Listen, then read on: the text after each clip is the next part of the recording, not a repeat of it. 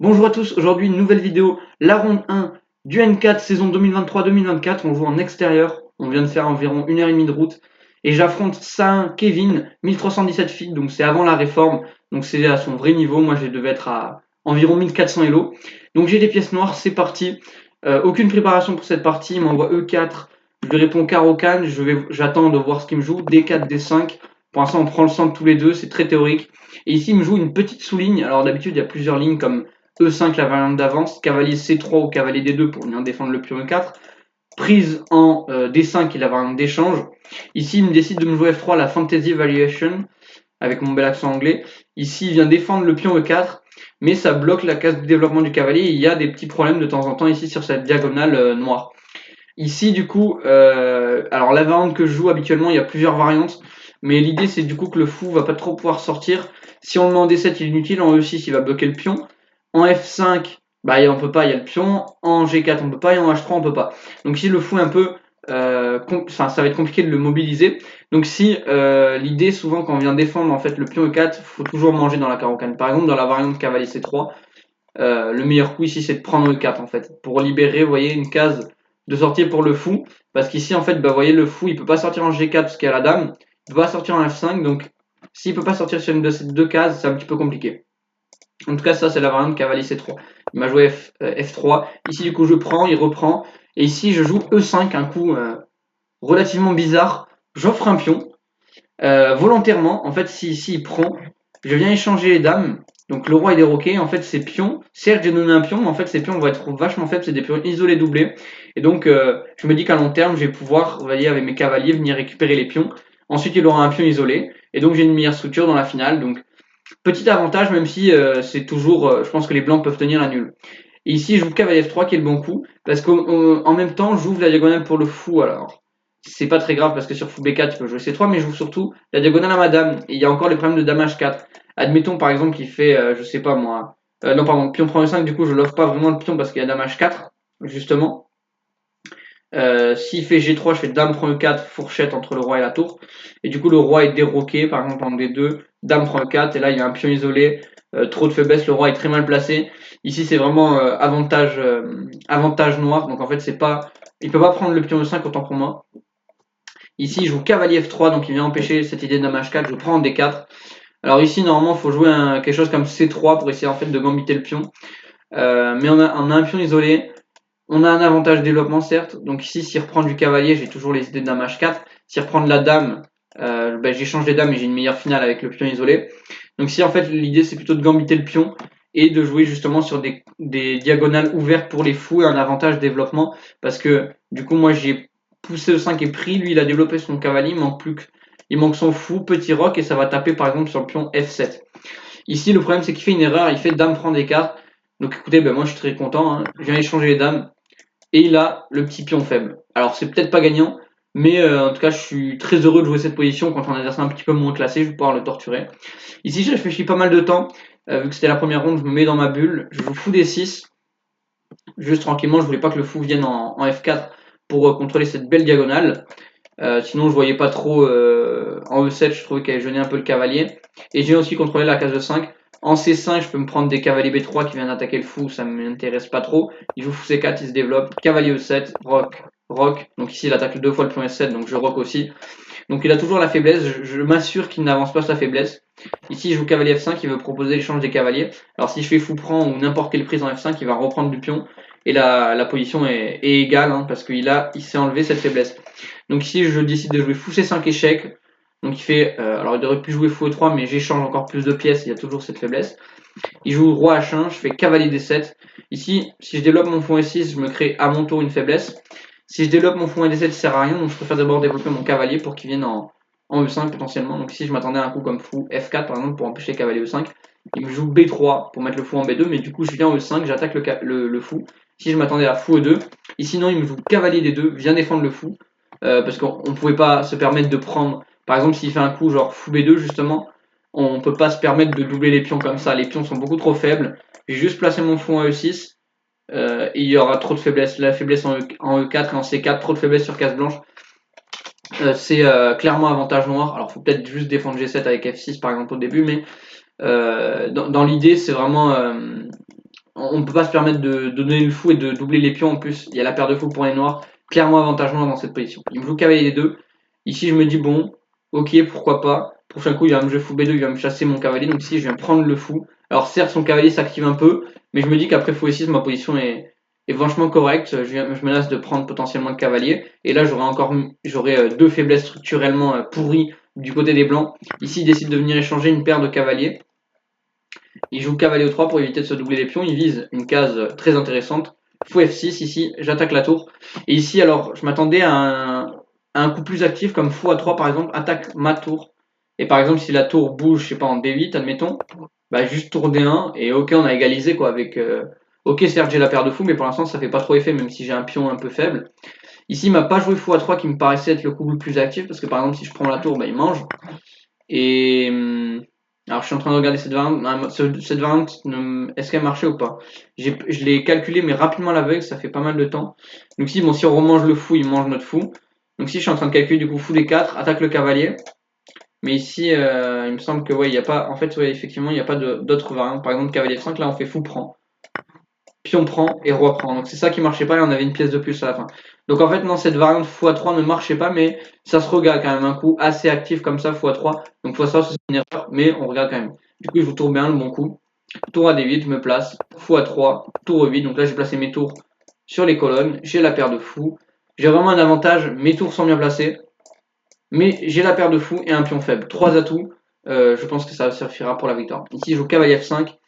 Il veut venir m'enquiquiner ici sur la case D6 pour attaquer les cases noires, vu qu'il est en supériorité. C'est encore une fois le jeu de couleurs. On a tous les deux un fou de case noire, mais j'ai un fou de case blanche en tant que cavalier. Donc moi, il va falloir que je valorise mon fou de case blanche, c'est-à-dire qu'il va falloir que je crée des faiblesses sur case blanche. Donc vous voyez, c'est un béton ici, cette structure. Donc mon fou, vous voyez, il tape sur pas grand-chose. Il tape sur B3, mais qui est très très bien défendu par les pions. Donc il va falloir que je crée du jeu.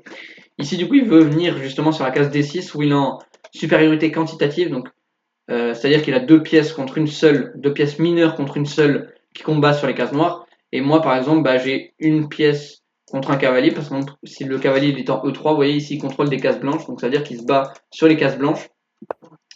Donc on a certes du coup un fou contre un cavalier, donc c'est une supériorité qualitative, donc parce que le fou sera toujours meilleur qu'un cavalier en général sur la couleur de case, et une supériorité quantitative de la part des blancs, parce qu'il y a deux pièces mineures contre une seule. Ici, du coup, je décide, alors, en fait, je mise tout. Ici, je me dis, ok, il y a un échange possible, fou prend. Je me dis, ok, mais le problème, c'est qu'après pion prend, en fait, je me dis fou prend, pion prend, et je me dis, ok, tu lâches ta paire de fous. Donc, un de tes avantages, tu remets la structure comme il faut des blancs. Tout ça, pourquoi? Pour essayer de rentrer ici. Je me dis, est-ce que l'activité en vaut la peine? Je pense clairement que oui, mais j'hésite. Ici, du coup, je décide de prendre en F5. Je me dis, bon, on va voir ce que ça donne, puis on prend. Et ici, du coup, je réfléchis. Bon, en fait, je m'embrouille ici, je réfléchis 10 minutes pour rien. Entre choisir tour D2 et tour E2. Alors, j'ai choisi tour E2, tout simplement pour éviter les problèmes pratiques. Par exemple, sur tour D2, vous voyez, vu que c'est sur case noire, par exemple, j'aurais pu me faire embêter avec fou B4, par exemple. Donc, je préfère commencer par tour E2, mais bon, ça, les deux étaient bien. Je crois que les noirs sont en plus 2 ici. Fou B2, du coup, il vient proposer l'échange des fous. Alors, si je mange en C2, il va peut-être me doubler les pions. J'ai pas trop envie de ça, même si je suis toujours gagnant. Je décide d'abord d'échanger et je rentre avec les tours. Et là, on voit bien que l'activité du tour est impressionnante. S'il fait tour G1, alors je pourrais manger le pion C2. Mais ce que j'avais peur, en fait, c'est par exemple, vous voyez, de lui laisser tout de suite du contre-jeu sur la case D8. Et par exemple, admettons, roi F8. Alors, je suis peut-être encore gagnant. H3 pour éviter tour D8. Par exemple, je vous montre, imaginons il fait tour D8, roi E7. Il doit repartir en D1 parce qu'il y a, il y a menace de mat du couloir. Donc ça, c'était la variante. Je voulais juste pas lui laisser de contre-jeu. Je me dis de toute manière, il est ficelé. Ici, au lieu de faire tour prend C2, je fais roi F8. Juste, je vais venir en E7 et je serai tranquille après. Il fait A4. Je vais manger le pion, on échange les tours, j'ai gagné un pion. Il joue tour B1, un coup encore plus passif. Je joue tour C3, je garde la tour passive, du coup, sinon je mange le pion B3.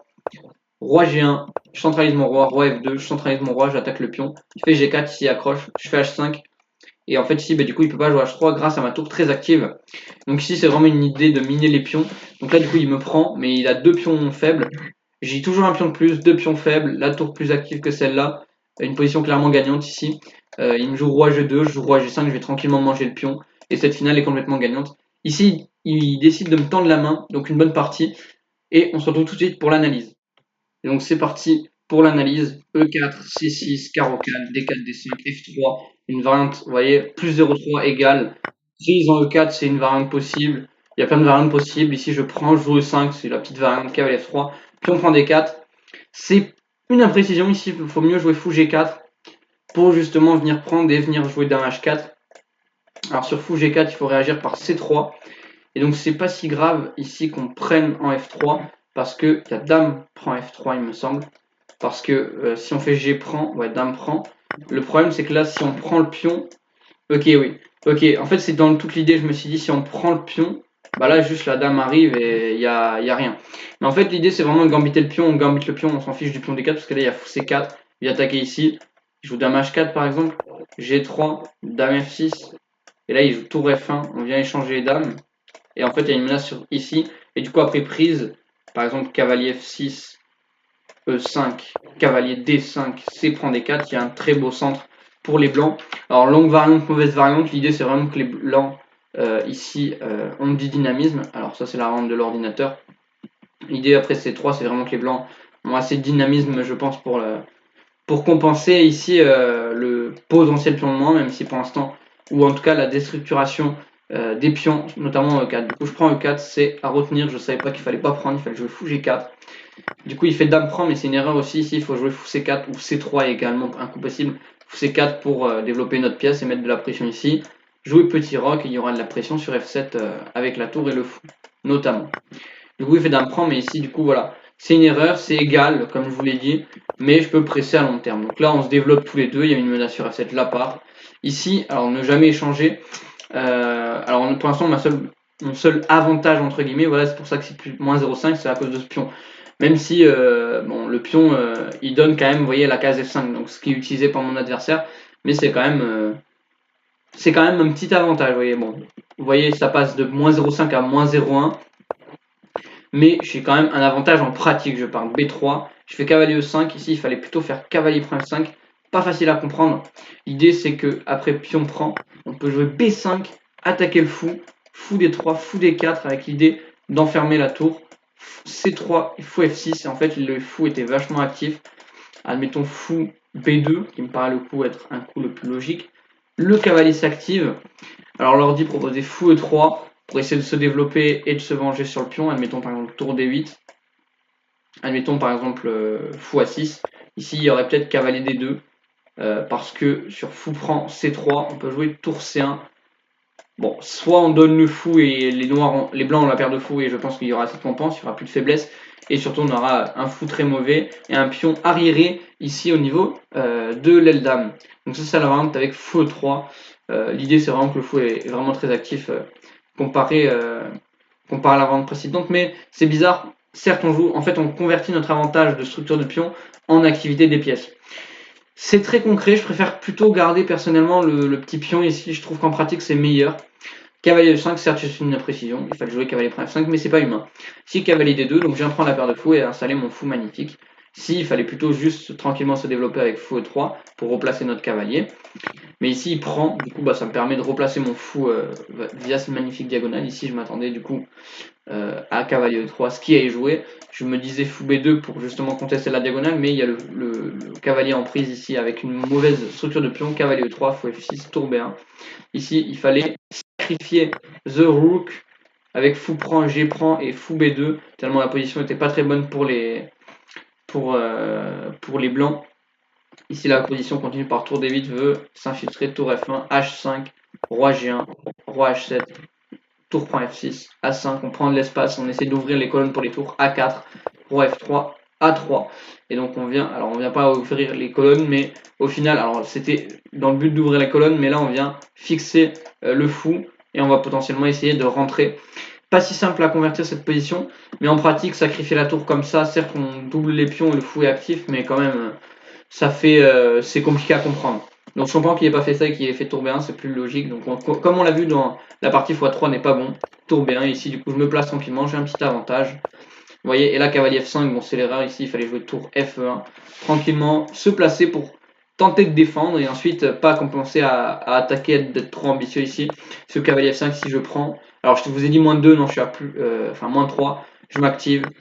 Et là mes 2 tours sont monstrueuses, j'active mon roi, je mange le pion. Tour B1, en plus il se met passif. Je viens miner les pions, je prends. Et là je vais juste manger les pions, j'aurai 2 pions de plus, je vais tranquillement m'avancer. Et ce sera gagné facile. J'espère que cette vidéo vous aura plu. Donc j'ai fait 93% de précision et 88% de la part de mon adversaire. Alors qu'est-ce que vous pouvez retenir du coup quand vous pouvez avoir un avantage de développement, exploitez-le. Parce que la finale ici avec le pion en E4 n'est pas bonne pour lui. Cavalier F5, quand on peut regarder une prise, regardez-la toujours parce que certes, je convertis mon avantage de paire de fou contre un pion, enfin je cède mon avantage de la paire de fou et en plus je restructure sa structure de pion, tout ça pour jouer pour l'activité des pièces, mais là c'est très concret parce que les tours vont être extrêmement faciles à convertir en seconde rangée, ça va être très très facile à jouer.